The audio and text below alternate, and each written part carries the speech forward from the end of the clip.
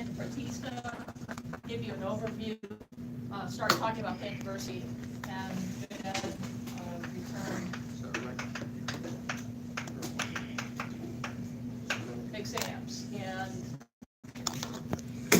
we'll go over the answers, give you the answers, so you can write down the answers, and then do exam corrections according to the protocol that I've given you in the syllabus packet.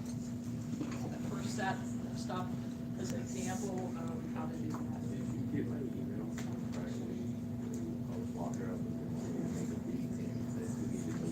I like emailed you. I was walking around. I didn't see till later. I was actually in this lab and then. Wait, you were in here? Because I came and saw Nick. I came and grabbed Nick. I was like, you know where she's at? Yeah, I was in there. Yeah. So, I like yeah, you can't. I just have to find one.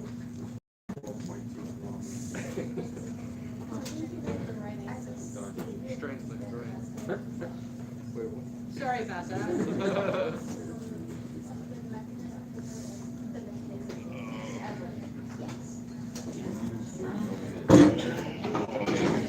Sitting on my web. Probably the hallway. Take your notebook with you because you'll have some time. But If Nick is in there, he'll let you sit in that room if you ask him, because I've had to do it before. in the prep room. In the prep room, yeah, if you ask him.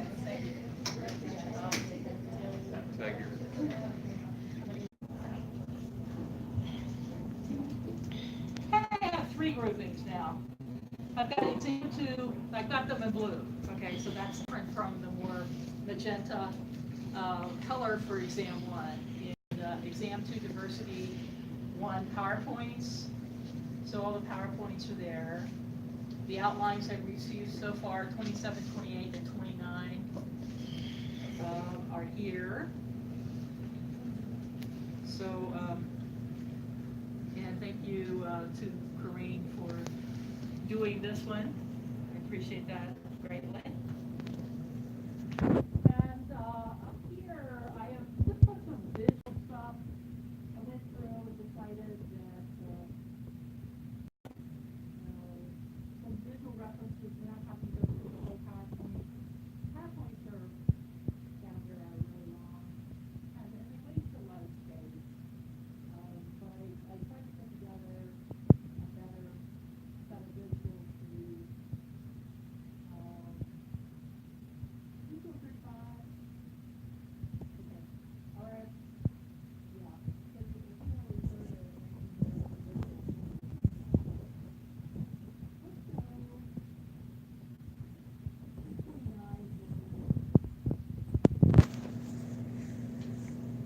same thing. Now let's put your verse. Okay. Well, protest. Open with.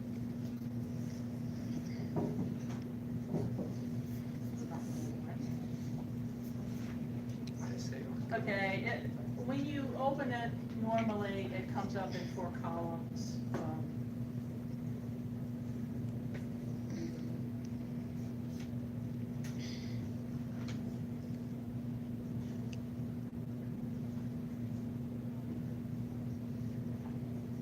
Oh well.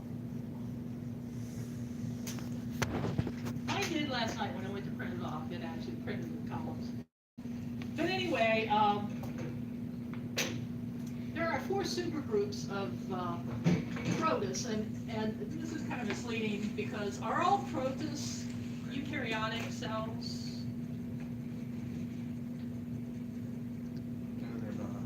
Just say yes. Yes.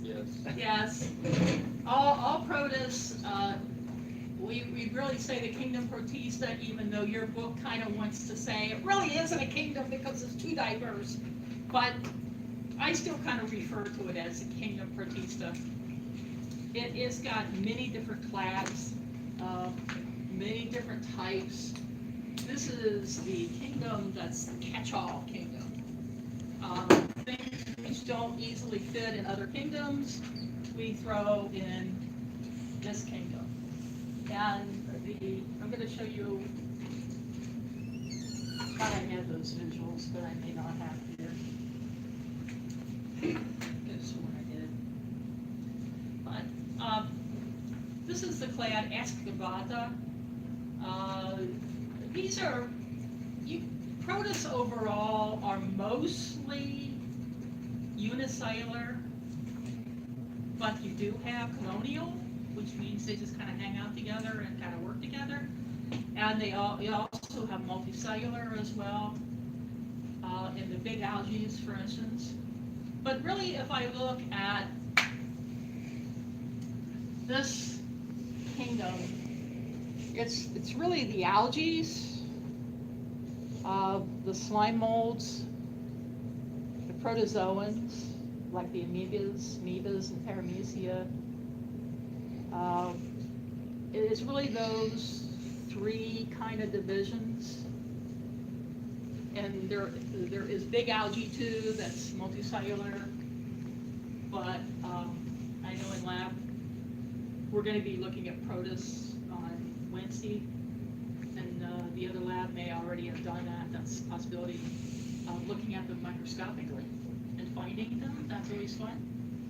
They move with in different ways, but primarily their type of nutrition kind of separates them into their different groupings and some other characteristics. In this Excavata clade, they have sort of the cytoskeleton.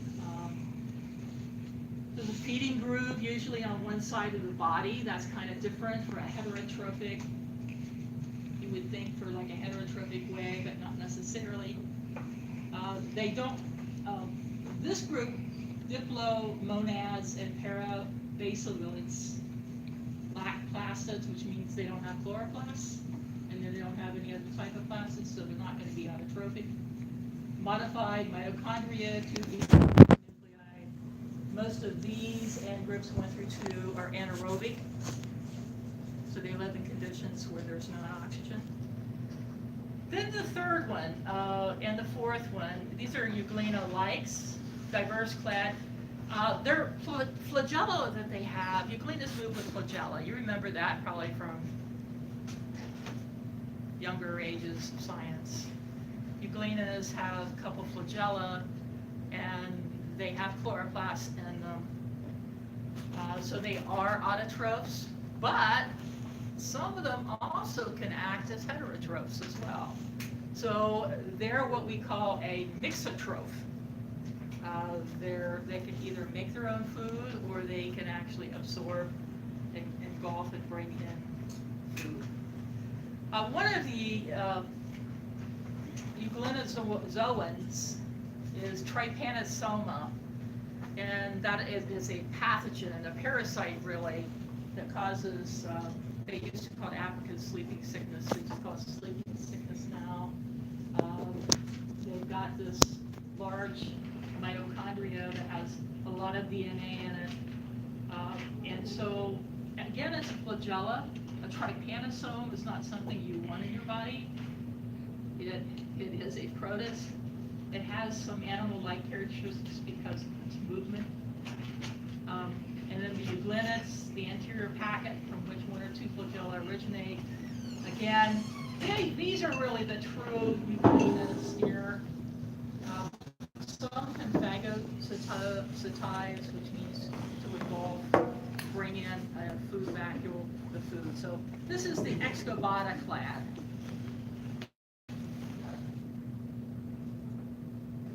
Then there's a SAR clade, and it stands for S for straminophiles, alveolates, and rhizarians. That's what S, A, and R stand for. Some of, most photosynthetic, there again can be flagella. They can either have hairy flagella or non-hairy flagella. I thought that was kind of interesting. I don't think we used to talk about that. And these 3 groups right here of the strophiles are really important groups of algae. The diatoms they're beautiful. There's so many diverse shapes and colors, and they're gorgeous. Diatoms are really attractive. under the microscope. And they're almost like pillboxes. They have like two halves, and one part is a little bit bigger than the other part. And their skeletons are made of silica, which is a component of glass. So two halves, very diverse, beautiful. Photosynthesis affects the CO2 levels. They're unicellular. The diatoms make up a lot of the phytoplankton, the plant plankton at the surface of the oceans and other bodies of water. Affecting CO2 levels would mean they're big photosynthesizers, so they would take CO2 out of the atmosphere in order to run photosynthesis. So that helps to try to decrease some of the global CO2 effects. The golden algae are biflagellated. They're an important part of the phytoplankton also. So they're sort of a yellowish, goldish color. And then there's brown algae. Most of the brown algae are the big kelp. You've probably seen kelp in the oceans. They actually have a lot of characteristics that resemble plants. They have a hold fast, which is the thing at the bottom that helps them to hold on to what they're holding on to. They have a middle part, which is called a stipe, which resembles a stem.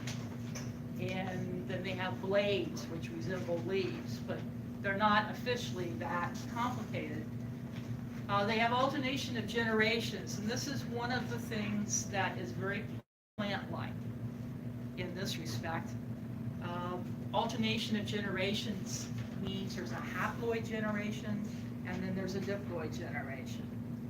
And alternation of generations is a very typical plant phenomenon. So diploid sporophyte and a haploid gametophyte.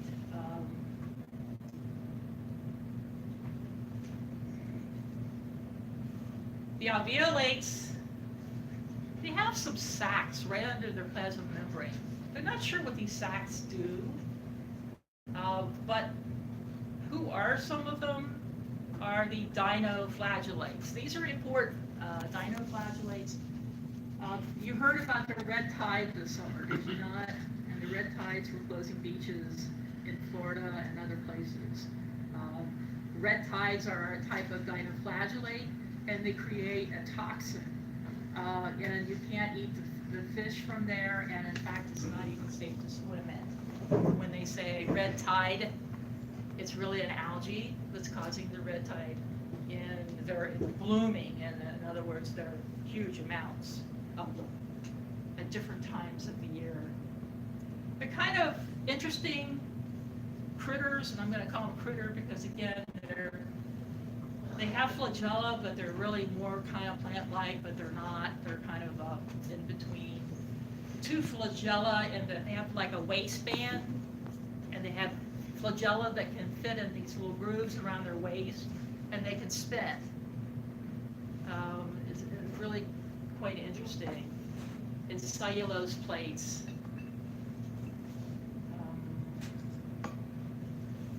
Then the apicomplexans, sporozoites. Anything sporozoites is usually a pathogen that causes diseases, and the most famous of this is Plasmodium.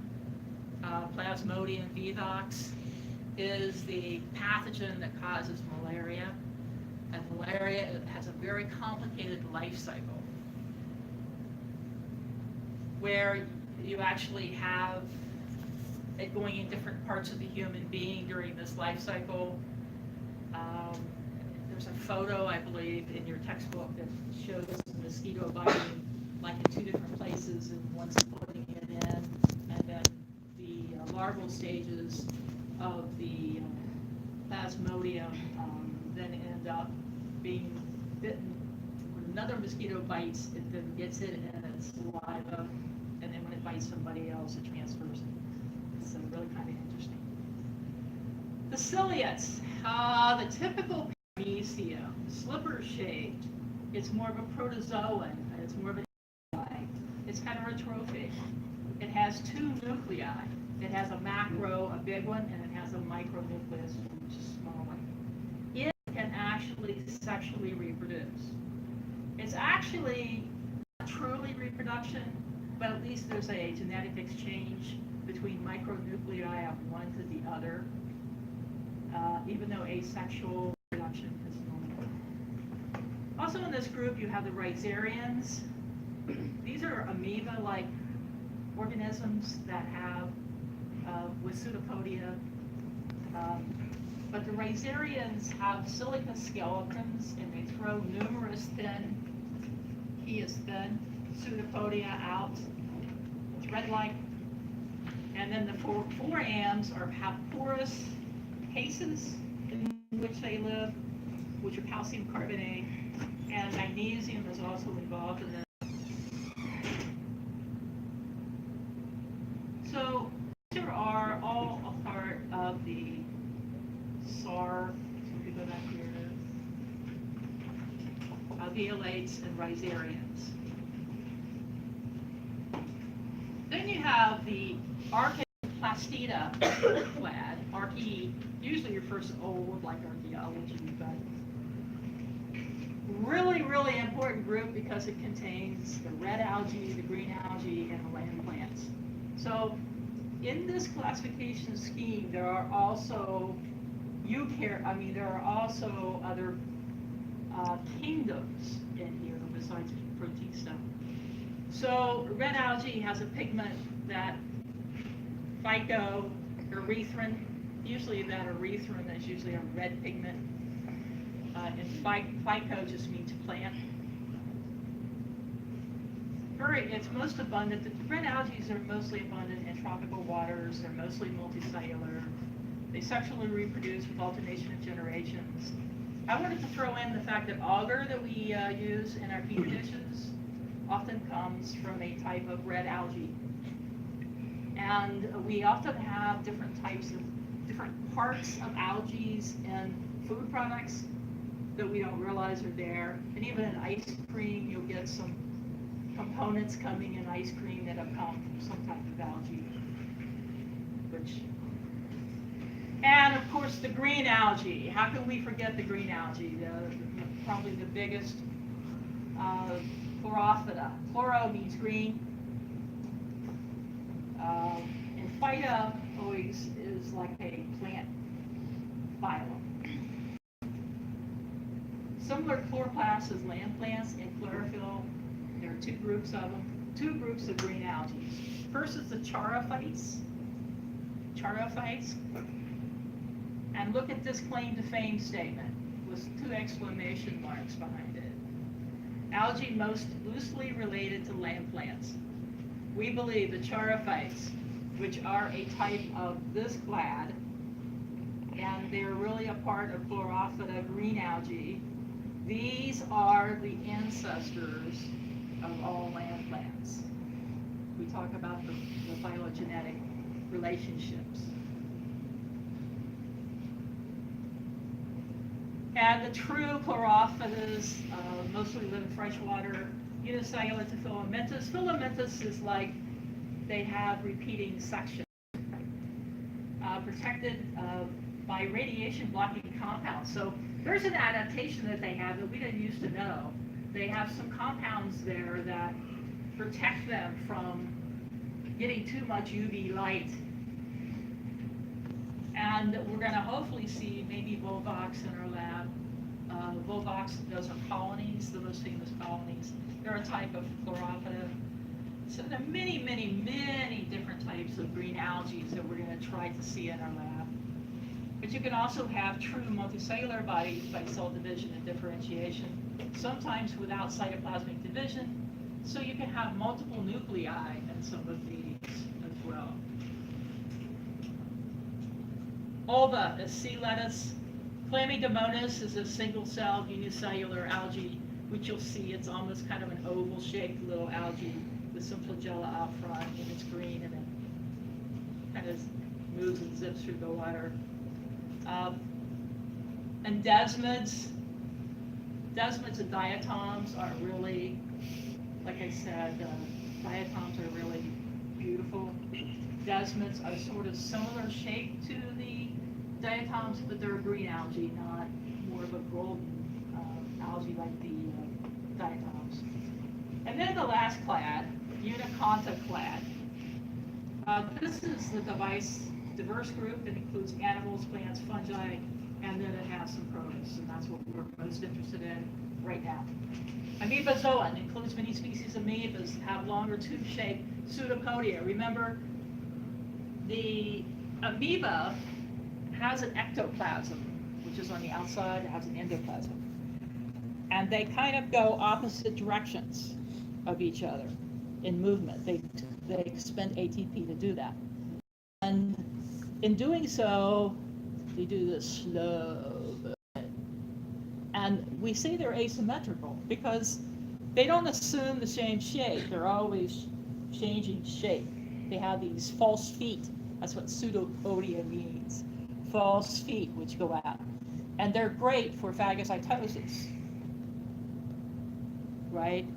Engulfing, like with a white blood cell, engulfing a bacterium, where these pseudopodia go around the bacterium, bring it in through the membrane, stuff it into a food vacuole, lysosome comes up, shoots its digestive enzymes into it, and then nutrients gained from it can be absorbed within the cell. Pretty cool.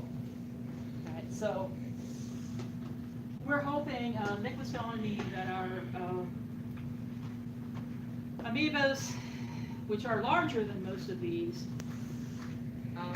but they don't move as fast because they're the podia for movement, that they came in, they arrived the other day, and they came in dead on arrival.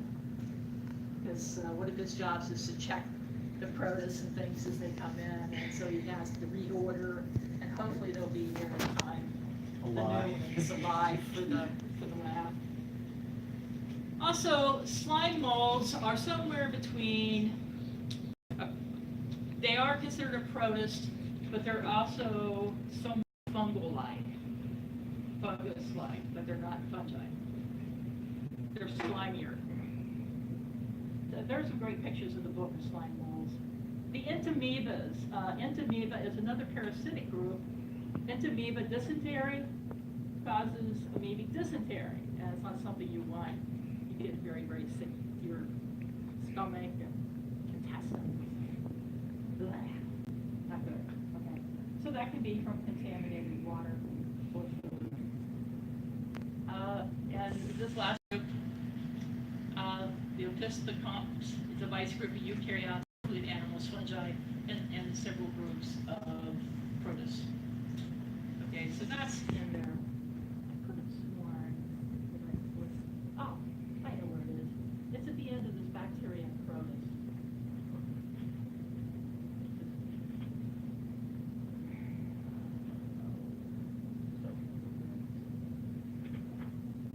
Okay, I talk to myself. Oh, yeah. Oh, better not do that.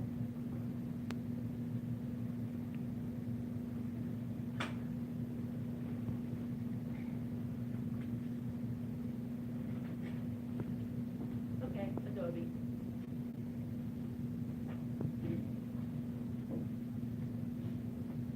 Good thing about Adobe is I can make it bigger. Easily. And we've already gone through the bacteria part.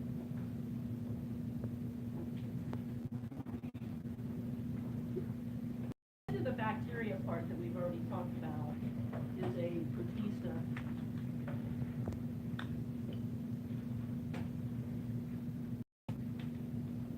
Okay, there they are. I think, I don't know, if I didn't say this somewhere on Blackboard to you, I want to at least talk to my lab group. My lab group, I would tell you before Wednesday, if you could, print out these protist sheets with these pictures, because this will help you to identify the organisms that we see in lab. So here are your typical ones. Amoeba, sort of jelly-like, that's pseudopodia, That's its movement. Euglena moves with flagella. It's photosynthetic, but it also can be a mixotroph. Parameci are definitely heterotrophs. They've got an oral groove right here that the food can come in through that oral groove. They have contractile vacuoles, which are get rid of water. They're sort of like little kidneys inside of the one cell.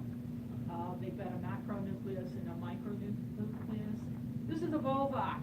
If you've ever seen those volvox, they roll. They're so cool to see. One of the things we're going to be using in lab is a little different instead of regular slides that we just smash them with a cover slip. Can you imagine? These are protists. They're alive. We want to see them move. You want to just put a flat cover slip on it. Now I know there's different depths of the drop of water, but you're probably going to smash some of them. So we use a concavity slide, which has a little well. Put the cover slip on it, and then you're just going to have to adjust the different depths of the water drop. So we'll do different things. And this part just kind of tells you some of the differences. Okay, and then this is some of the parts. Here's the volvox again. Here's the amoeba. You can recognize these upon seeing them, right? Just by shape. This is euglena with all its different parts. These are chloroplasts, where the green is. They've got an eye spot actually, which is called a stigma up here, which is a positive taxis, which is a response, a positive taxis towards light, because they are photosynthesizers most of the time. Right? And okay, here are some of the critters you may see, because not only, here's the problem. When you have a container that says volvox, or it says amoebas, or it says paramecium, that doesn't mean that's all you're gonna see. They have to put feeder organisms in there too. So we're gonna see a whole variety of things that are gonna be zipping in and out. So like stentors are often in there, which they really kind of look like a tuber or something, you know, Like a stalactite. or something like that. They kind of stretch out and then they come back. But Clostridium's kind of pointed on the ends. Chlamydomonas. I mean, there are I just think I've got a collection here of a lot of different things you're going to see. This is one of them. You may actually see some of these too. Microsterias. Clostridium you will probably see. There's your stentor again. Here's paramecium, volvox. So you see now why I wanted you to copy these off for our lab. And for the other lab, have you already had your protist lab? No.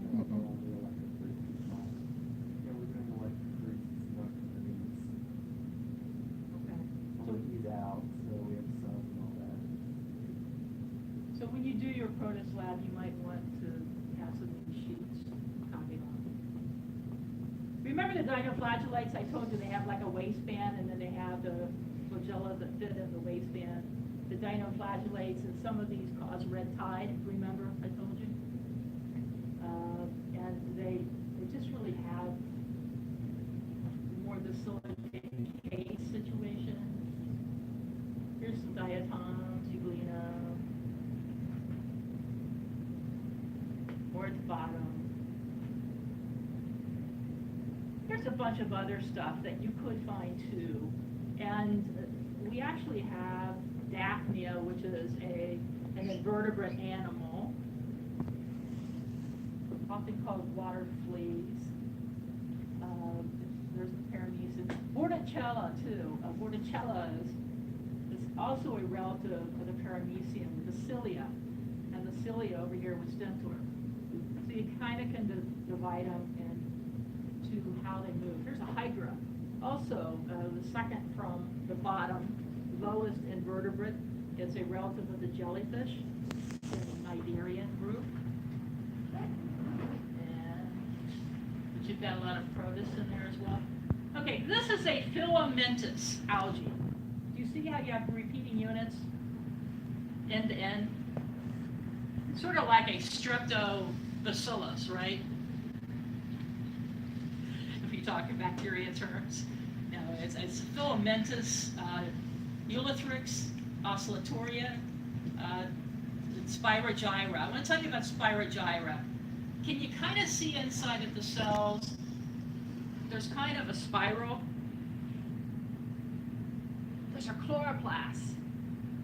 So the neat thing about Spirogyra is, and there is a jazz group by that name too, but Spirogyra has spiral chloroplast, which is really pretty cool.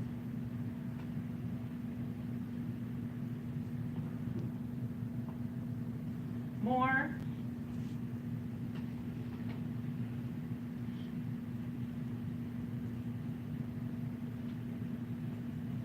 Okay, yeah, I don't want you to memorize this. I wanted to show you something.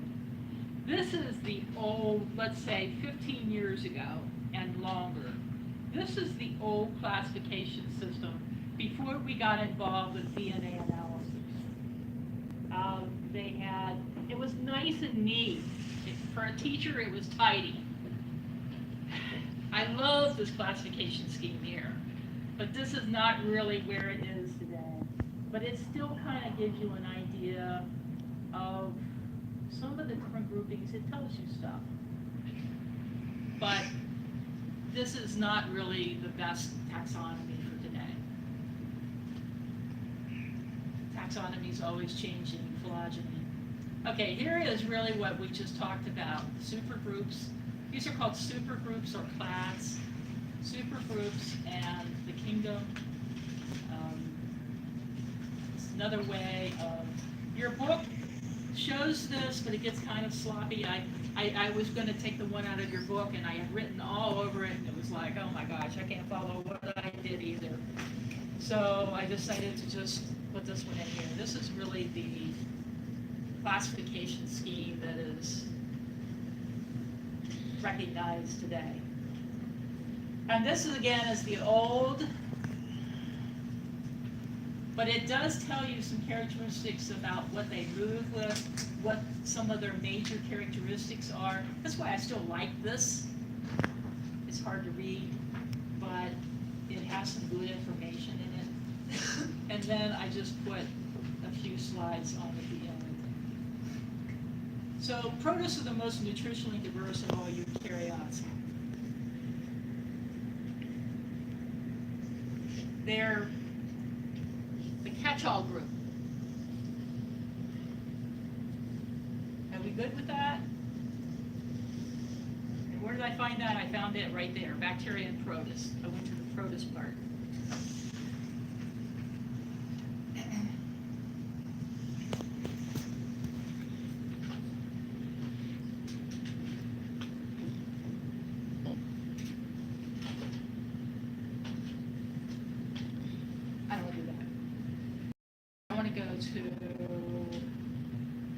Please do study the Protista outline by Ava. It's really good. Please, your outlines are still one of your best things to study first, with looking at the pictures and the illustrations. Okay, let's bring this one up, which is the new one for, it's Plant Diversity 1, C29, how plants, da-da-da-da. So Corinne did this for us. So how, let me just ask you some questions. You stare up there, all right? How many years ago did small plants appear on Earth? 500 million. 500 million. Small plants. About how many million years ago did the taller plants start developing? 385. About how many known species of plants are there today? More than 290,000. What did the land plants evolve from? Green algae, particularly those chlorophytes, remember, that we just talked about, which are part of the chlorophytes, green algae. And how do we know this? morphological, which is the way they're built, and molecular. So now we're talking DNA, protein. And then it lists some of the things that unite them with land plant, from the algae to land plants. Okay, algae live in water, right? So they can have flagellated sperm if they do. But how are the land plants going to do this? I mean, there is some adverse situation the land plants have to overcome to actually transition to land. If you want your zygotes drying out, no, you put a sporopollenin, I don't even know that I pronounced that right, a layer of durable polymer around your zygotes, keep them from drying out on land. And being on land provides sunlight, carbon dioxide, and soil rich in nutrients. Okay, so now you're going to be displayed, grow in such a way that you're going to be displayed to the sun. So you want a surface to be able to capture the sun for photosynthesis. Okay, plants are by definition autotrophic. They make their own food. And so there were 3 possible plant kingdoms. Forget that. We're not going to worry about that. What are some of the other things? Cuticle, which is the outer epidermis in many species, consists of wax and other polymers. Remember, in lipids group, wax is one of the types of lipids there could be. And what do we put on car finishes? Wax. Wax. And do you think some of these waxes actually come from plants? Yes, they have wax on the outer surface of the leaves, the cuticle. And there are pores, usually underneath the leaves, but there are pores, sort of like nostrils, underneath the leaves that are microscopic that open and close at different times of the day to allow CO2 to come in for photosynthesis, and in the light reactions to photosynthesis, O2 to come out so we can breathe. All right, so, and then derived traits, alternation of generations. Each generation gives rise to another. The gamete-producing plant is the gametophyte, and the spore-producing plant is the sporophyte. And there's a whole bunch of stuff. I want you to start looking at the different structures. I want you to start looking at the different types. I want to, there's good stuff in here. I want you to really study this. There's a visual that I gave you that goes along with this. Yeah, it helps you to see the groupings. You have the first land plants being like the mosses. They didn't have any vascular system. A vascular system is a series of pipes through which water and food can be transported. Food from the leaves down, water from the soil and minerals up.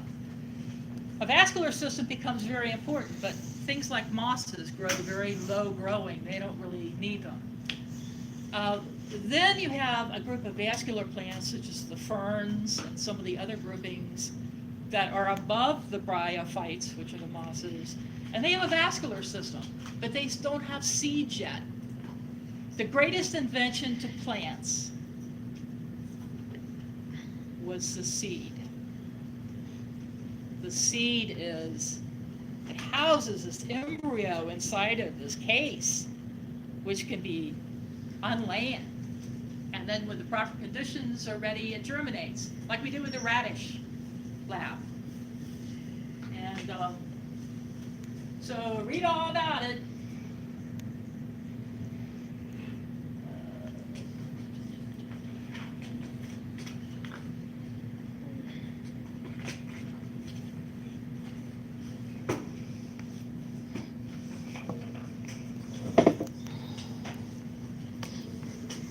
Okay, your tests. Let's see if we can do this in the amount of time we have left.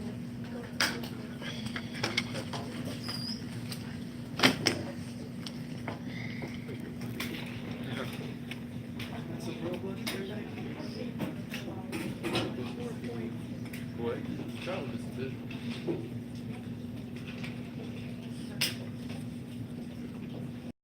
White pages. I don't know, I might be missing two in this pack, I'm not sure. Wait, what?